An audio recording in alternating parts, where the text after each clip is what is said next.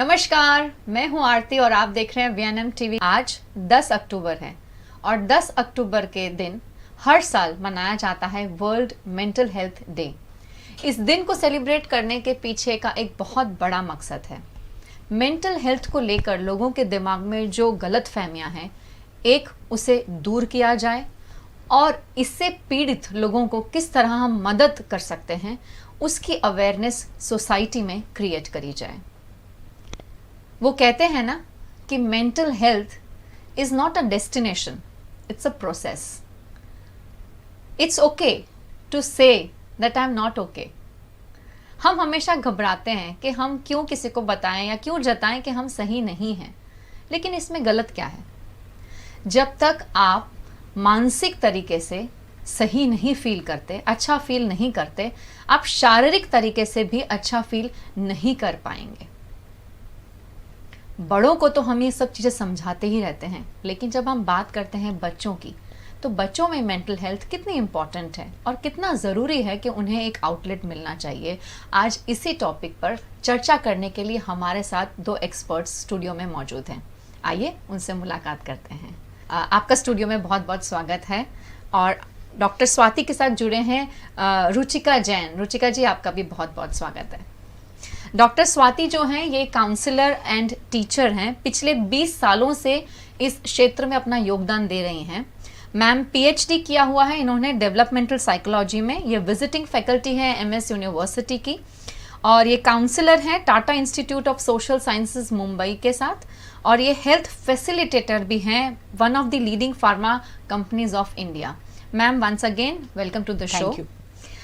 रुचिका जैन जो हैं, ये काउंसलिंग एंड रिहैब साइकोलॉजिस्ट हैं और पिछले 3.5 साल से इस क्षेत्र में अपनी भूमिका निभा रही हैं। आपका भी बहुत बहुत स्वागत है। Thank you. सबसे पहले रुचिका जी आपसे जुड़ेंगे क्योंकि हम आज बात करने वाले हैं ओवर द ईयर्स, मतलब कि अर्ली ईयर्स से लेके एडोलेसेंस तक। जब हम बात करते हैं अर्ली ईयर्स की, ऐसा कहा जाता है कि बच्चों में जो ब्रेन डेवलपमेंट है वो 80% हो जाता है below 6 years.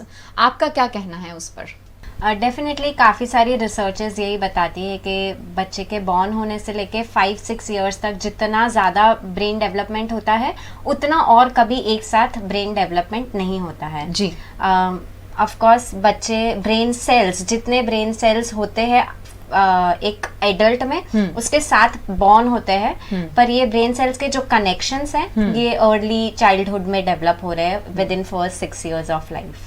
Right. So yeah, definitely the 80 to 90% of the brain is being developed till the age of 6. Right. इसका मतलब कि जो अर्ली ईयर्स है ये बहुत ज़रूरी हैं और इसमें जहां हम ध्यान शारीरिक डेवलपमेंट पे देते हैं, फिजिकल डेवलपमेंट में, उतना ही ध्यान हमें मेंटल डेवलपमेंट पे भी देना चाहिए। डेफिनेटली जी। अब बात करते हैं स्वाति मैम से। स्वाति मैम, जब हम बात करते हैं प्री टीन्स की या टीन एज की या एडोलेसेंस की, तो कहा जाता है कि ये एक बच्चे की ज़िंदगी के बहुत ही इम्पोर्टेंट ईयर्स हैं। क्या कहेंगे आप उस पर? डेफिनेटली, क्योंकि बहुत सारा लाइफ का जो फाउंडेशन है, बेसिस है about the future adult life, इसका जो फ्रेमवर्क है जी, वो बिल्ड होना शुरू हो जाता है in the adolescent stage. So I agree with you कि ये जो पीरियड है लाइफ का, वो बहुत ही महत्वपूर्ण है हमारे जीवन का। जी। इम्पॉर्टेंट भी है क्योंकि आई थिंक अगर हम बच्चों को पहली अर्ली ईयर से ही इस तरह के एक्सपीरियंसेस देते रहें जो पॉजिटिव हैं और जो जिन्हें एक स्पेस मिलती है एक्सप्रेशन की, तो आई थिंक वो बच्चे जो हैं वो लंबे समय तक बहुत ही अच्छा पॉजिटिव रिस्पॉन्स देते हैं, फिजिकली और मेंटली अच्छे से डेवलप होते हैं। तो I think that is very important. Ruchika ji, आपसे मेरा दूसरा सवाल ये है कि जब हम बात करते हैं पहले 6 सालों की और मानसिक हेल्थ की, जब हम बात करते हैं मेंटल हेल्थ की, तो एग्जैक्टली इन 6 सालों में मेंटल डेवलपमेंट किस तरह का होता है? अगर आप थोड़ा सा उससे हमें या हमारी ऑडियंस को बता सकें। या राइट। जैसे कि मैंने कहा कि ये जो कनेक्शंस है, ये जो ब्रेन सेल्स के जो कनेक्शंस है, न्यूरल डेवलपमेंट, न्यूरल पाथवेज जो क्रिएट हो रहे हैं, ये सारे इनिशियल फर्स्ट 6 years में होते हैं. And you know all the experiences that a child is having in that time, positive negative, is creating those pathways, and those pathways are gonna lead his further life. आगे के experiences कैसे होंगे, आगे के experiences का you know response कैसा होगा, वो इन पाथवेज पे डिपेंड करता है. Also child academically and in other areas of life कैसे परफॉर्म करता है, वो सब भी इन सब ईयर्स पे डिपेंड करता है. So yes, okay. सो इस तरह का मेंटल डेवलपमेंट बच्चों में देखा जाता है पहले 6 सालों में. अगर हम बात करते हैं कि as a parent, for example मुझे अपने बच्चे को अच्छी मेंटल हेल्थ देनी है, तो ऐसे कौन से एक्सपीरियंसेस हैं, ऐसी कौन सी चीज़ें हैं जिसका मुझे ध्यान रखना चाहिए ताकि वो जो भी मैं अपने बच्चे को देना चाहती हूँ, जो अनुभव दे रही हूँ मैं, वो डायरेक्टली हो या इनडायरेक्टली हो, पर एक अच्छा इम्पैक्ट क्रिएट करे उसकी ग्रोथ पे. तो वो क्या चीज़ें एज अ पेरेंट मुझे ध्यान रखनी चाहिए? I personally say from my experience that a parent should keep a balance, you know, not too much safety to the child, but not too much harshness towards the child. Yes. So ऐसा नहीं है कि मैं मेरे बच्चे को बिल्कुल negative experience होने ही नहीं दूंगा, मेरी लाइफ में कुछ भी चल रहा है. No, that is not what I would prefer telling to the parent, but yes, give him like really balanced type of authentic experiences with which can come out with positive experience. Yes, that yes, we are facing this problem, but you know, we can have a good time in that, and things like that. So you know, not hiding things from the child, but not really exposing everything. Age appropriate exposure के साथ हम बच्चे के साथ deal कर सकते हैं. Swati ma'am, आप इसमें कुछ ऐड करना चाहेंगी? What I feel is that for young kids, you know, for the age group जो हम रुचिका मैम के साथ बात कर रहे हैं, for those age group parents भी एक नया अनुभव कर रहे हैं जी बच्चों के साथ. लाइक ऐसा नहीं है कि हम पेरेंट्स बन गए तो we know everything. So we should take it easy, you know, जब हम पेरेंटिंग कर रहे हैं, क्योंकि हम भी साथ साथ एज अ पेरेंट सीख रहे हैं, तो ज्यादा अपेक्षाएं बच्चों के पास रखना उनकी मेंटल हेल्थ को डिस्टर्ब कर सकता है.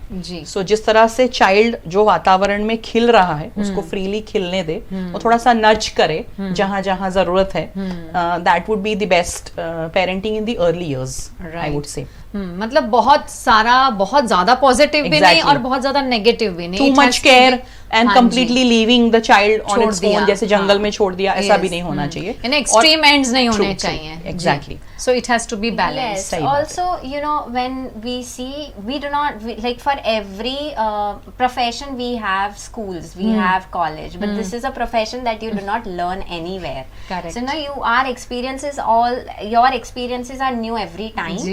So what we do is as a parent या as a child, हमने जो हमारे पेरेंट्स से देखा है, जो हमें अच्छा लगा वो हम हमारे बच्चे के साथ करते हैं, जो नहीं लगा वो नहीं करते हैं. And that is how we are also doing trial and error with our children. Right? Also, when needed, a parent should seek help, take you know, a counselor's help or a teacher's help wherever needed. That I am not the only one who has to take care of the child. I can seek help from grandparents, I can seek help from schools and everywhere as well. So this is something a parent can think, and you know, there are so many communities who I will quote Japanese community, वो for them, उनके लिए जब बच्चा born होता है घर में, it's not the parents का child, the whole community in fact takes care of the child. Oh wow. So you know, being dependent and independent that way helps.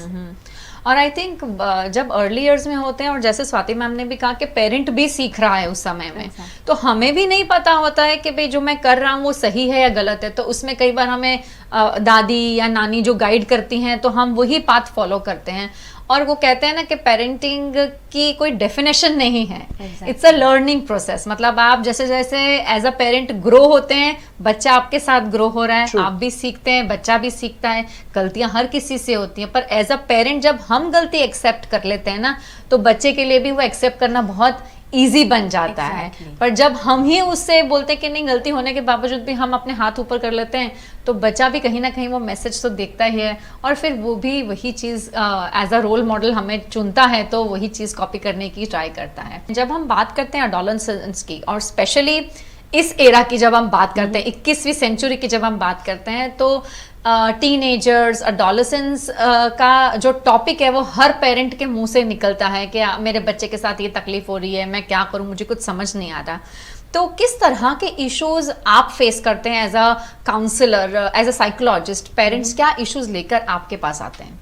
सी ज़्यादातर I will say there are 3-4 issues जो बहुत common है जी।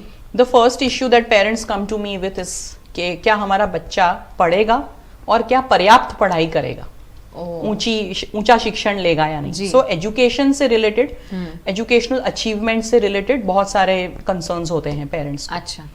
दूसरा issue अगर देखें तो parents को एक कंसर्न है सर्वाइवल का, कि मेरा बच्चा जो कॉम्पिटिटिव वर्ल्ड है उसमें आगे जाके अपना व्यावसायिक जीवन और व्यक्तिगत जीवन उसमें सर्वाइव कर पाएगा कि नहीं। Right. Because everywhere there is competition, it's a rat race. बिल्कुल। सो एवरी पेरेंट वांट्स कि मेरा बच्चा वो रेस में शामिल हो जाए और फर्स्ट ही आए। तो ये सर्वाइवल का भी बहुत बार कंसर्न रहता है पेरेंट्स को। Third thing which is emerging since the past few years is addiction. Parents बहुत चिंतित है कि मेरे बच्चे को कोई एडिक्शन ना हो जाए, मे बी अल्कोहल, ड्रग्स और you know any kind of bad company, bad habits, even these days technology का, गैजेट्स का भी एडिक्शन होता है। That is also concern. One small concern which also I see of late is कि क्या मेरा बच्चा खुश रहेगा या नहीं, which is connected with mental health, कि क्या मेरा बच्चा अपने आप को संभाल पाएगा या नहीं, उसके इमोशंस को संभाल पाएगा या नहीं। Because sometimes you know at this stage of adolescence बच्चे they are thinking to either go you know further out from family to study, कभी कभी जॉब के लिए। तो पेरेंट्स एक्चुअली प्रिपेयर हो रहे हैं कि हमारा बच्चा you know will fly out of the nest at some point of time. So ये भी एक कंसर्न रहता है कि झेल पाएगा ये नहीं, you know, जो भी मुसीबतों का, चैलेंजेस का, चुनौतियों का सामना करेगा, and at the end of it will my child be happy or not. These are some 3 to 4 basic concerns which I think I have been dealing with when parents come to me for counseling. Right. पर बहुत सही बताया ma'am कि कुछ parents ने, आपने बोला कि ऑफलेट, तो मुझे भी सुन के अच्छा लगा कि पेरेंट्स एटलीस्ट ये इम्पोर्टेंस दे रहे हैं कि मेरे बच्चे की इमोशंस, उसका मेंटल हेल्थ भी इम्पोर्टेंट है। राइट। तकलीफ तो हर किसी को होती है मैम, लेकिन एक्सेप्ट करना और उसे आगे बढ़कर एज अ चैलेंज एक्सेप्ट कर उसमें से बाहर निकलना इज अनदर बिग टास्क। और जब वहाँ पर साथ मिल जाता है पेरेंट्स का, तो इट इज़ वेरी इजी, बहुत आसान हो जाता है बच्चों के लिए। मैम, सोशल स्टिग्मास बहुत सारे हैं मेंटल हेल्थ को लेकर। जब हम बात करते हैं कि भाई सही में बच्चे को तकलीफ है, कुछ बच्चे होते हैं वो एक्सप्रेसिव होते हैं, कुछ बच्चे नहीं बोलते हैं, कितना ज़रूरी है एज अ चाइल्ड पहले तो कि मुझे एक्सप्रेसिव होना चाहिए। एज अ चाइल्ड मुझे तकलीफ हो रही है तो मैं खुलकर बोल पाऊँ कि मुझे तकलीफ है, पहले तो ये कितना ज़रूरी है। और दूसरा कि अगर बच्चा बोल रहा है या नहीं बोल रहा है तो कितना ज़रूरी है एज अ पेरेंट ऐसे कौन से इंडिकेशंस उनको मिल जाएं जिससे वो समझें कि सही में बच्चे को तकलीफ है और यहाँ पे एक्सपर्ट की ज़रूरत है। Right. See, as you are talking about expression कि कितना ज़रूरी है, I feel it we can put it at number 1 जी, for not only a child, लेकिन किसी भी इंसान के लिए एक निर्भय वातावरण में कुछ भी एक्सप्रेस कर पाना बहुत जरूरी है as a human being, I would say. So अगर मैं जाके अपने पेरेंट को कहता हूँ कि मैं फेल हो गया हूँ या मुझसे गलती हो गई जी, तो उसका रिएक्शन क्या आने वाला है, उसके भय से शायद मैं कुछ भी एक्सप्रेस करने से रुक जाऊं, मैं ना करूं। अगर ऐसा हमारा घर का, सोसाइटी का वातावरण है, स्कूल का अगर एटमॉस्फेयर ऐसा है, तो nobody will be ever able to express. तब बच्चे झूठ बोलना सीखेंगे, मन में रखना सीखेंगे, as a result of which they would fear the circumstance and also be a victim of poor mental health. So expression की जो प्लेटफॉर्म है, एक्सप्रेशन का जो मैं कहूँगी नॉट परमिशन, लेकिन जो एटमॉस्फेयर, जो फ्री एटमॉस्फेयर हमें क्रिएट करना चाहिए एज फैमिलीज, एज सोसाइटीज, उसकी बहुत ज़रूरत है। और वो नहीं है इसलिए स्टिग्मा होता है जी। सो हम लोग नॉर्मलसी को लेके इतना सेलिब्रेट करते हैं कि हम जब भी कोई नॉर्मल स्टैंडर्ड से जरा हट जाता है तो हमें लगता है वो एबनॉर्मल है। एक्चुअली एक पूरा एक कॉन्टिन्यूम देखे तो ऐसा नहीं है कि it is like black and white, we are all shades of grey जी। So I may get up in the morning one day and not feel good about myself. Tomorrow morning I might feel very good. And this cardiogram is actually what life is all about. Correct. I cannot be happy achieving number one all the time as a child. बिल्कुल सही है। So this is an essential thing जो हमारे society में, families में होना चाहिए, जो अनफॉर्चुनेटली नहीं है। बहुत सारी ऐसी चीजों को नजरअंदाज किया जाता है कि आज मुझे पढ़ने का मन नहीं कर रहा है, कि मुझे ये सब्जेक्ट अच्छा नहीं लगता है। अगर मैं कहूँ मुझे मैथ्स अच्छा नहीं लगता है, साइंस अच्छा नहीं लगता है, so they are helping me succeed in life. So I can not even I dare not say that I don't like this. This is the atmosphere. And I forgot the second question which you asked me. The second one is कि how important it is for the parent कि अगर ऐसी कौन सी signs या symptoms हैं जिससे देखकर उन्हें समझ में आ जाए कि भाई हाँ मेरे बच्चे को mental health issue है और मुझे expert की help लेनी चाहिए, क्योंकि हर parent को इससे deal करना आता हो वो जरूरी नहीं है।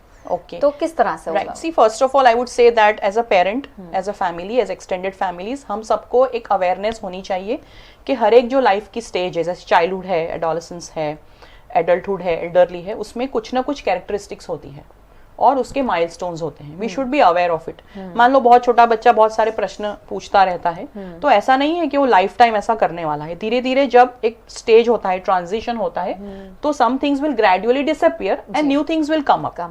अब अगर when I'm aware of these characteristics as a parent and some things continue, तो I should see it as an alarm bell. कि फॉर एग्जाम्पल मेरा बच्चा अपने फ्रेंड्स की तरफ उसका झुकाव या फिर गुस्सा करना, गैंग एज में होना, रातों रात फ्रेंड्स चेंज करना, ये सब चीजें एडोलेसेंस की कैरेक्टरिस्टिक्स है। सो अगर ये कंटिन्यू रहता है for a long time, then it is a warning sign to a parent that maybe my child is fixated in this particular stage. At the same time, there are certain very subtle and direct signs.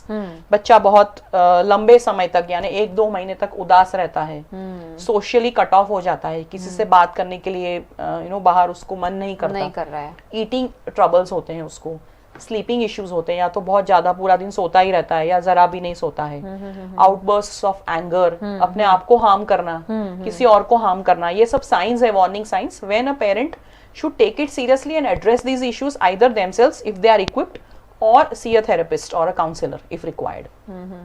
तो ma'am ये बात हम कर रहे हैं adolescence की, लेकिन जब हम बात करते हैं बच्चे एडोलेसेंस में तो छोटी एज से ही पास होके निकलते हैं, कितना ज़रूरी है Ruchika ma'am at early year in parents को समझना कि अगर उसी समय हम बच्चे को एक स्पेस दें, उसे ये बोलने का फ्रीडम दे कि मुझे ये चीज़ नहीं पसंद है या मुझे ये चीज़ पसंद है, तो उस बच्चे की मेंटल हेल्थ जो है वो पॉजिटिवली ग्रो होगी। कितना ज़रूरी है? It is very important and likewise ma'am said that it is very important to be aware and aware to an extent that not everything I am capable of taking care of. I will need help. I will need to see a psychologist or a therapist. And not only that, not only socializing and stuff, but there are disorders which children go through. And because parents are not aware, it is always put that the child is not academically okay.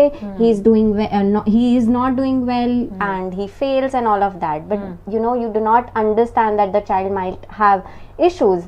There are so many common issues like ADHD and hyperactive children and OCD and ODD, conduct disorders, this that so many disorders which happen to a child, like which are there in a child.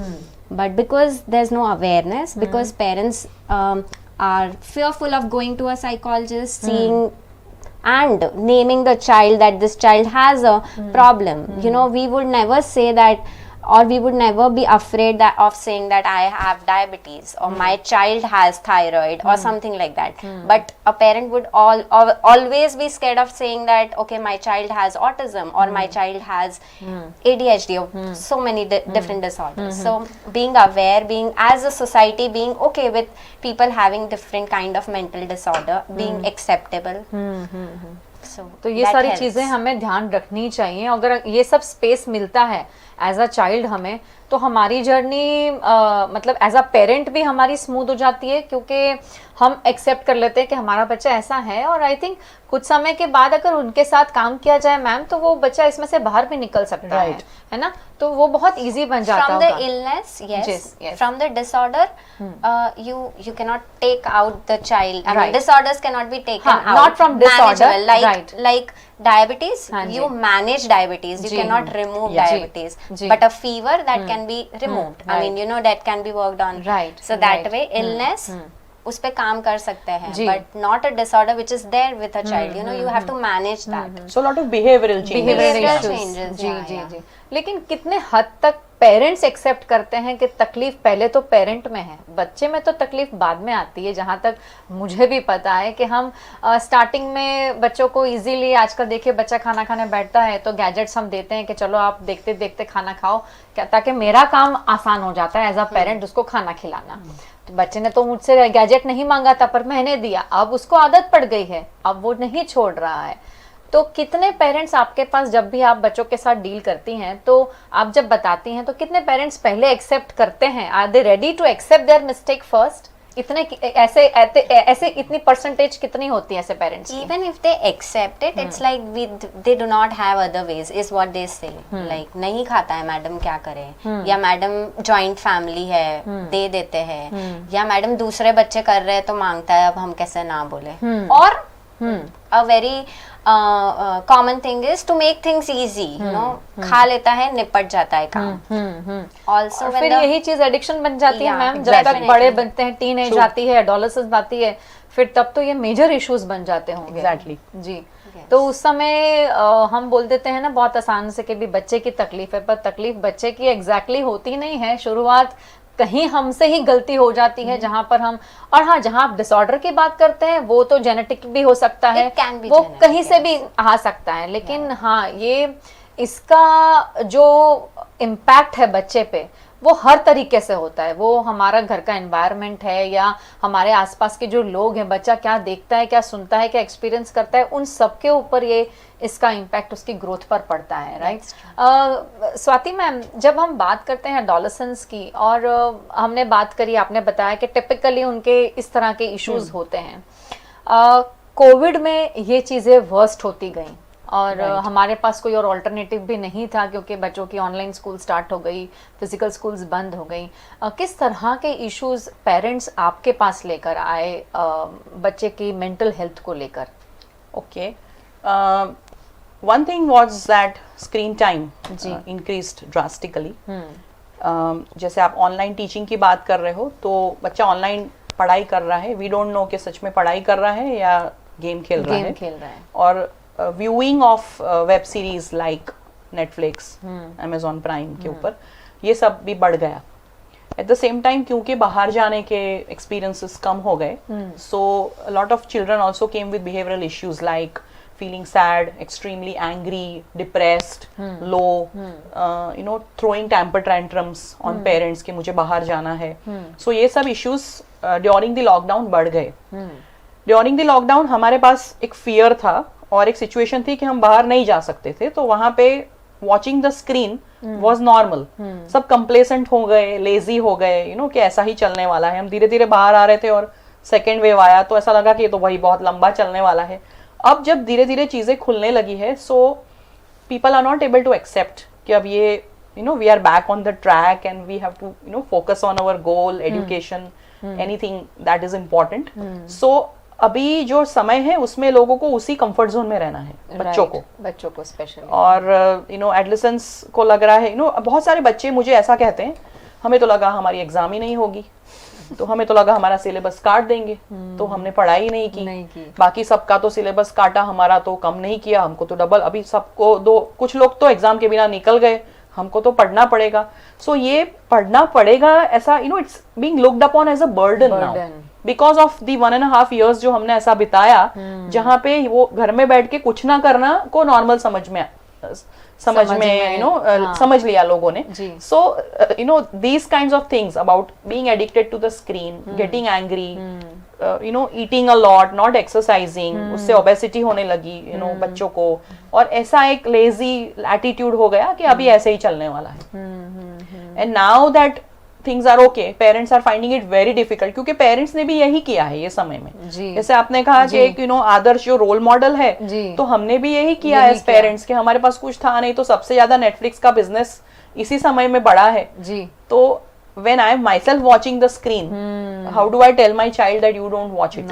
If I am eating ice cream and I tell the child तुम्हारे लिए अच्छा नहीं है, मैं खा सकता हूँ, how convincing it is? It is not at all convincing. बिल्कुल सही है। So this is, these are the issues that have come up during the pandemic. The pandemic. Yes. Ma'am, आपने कुछ ऐसा एक्सपीरियंस किया, आपके पास कुछ ऐसे पेरेंट्स आए कि पैंडेमिक में छोटे बच्चों को लेकर किस तरह के इश्यूज आपके पास आए as a concern? For me, it was more of that so basically they're not able to meet their friends and all. These young children also, because they're not able to see their age people.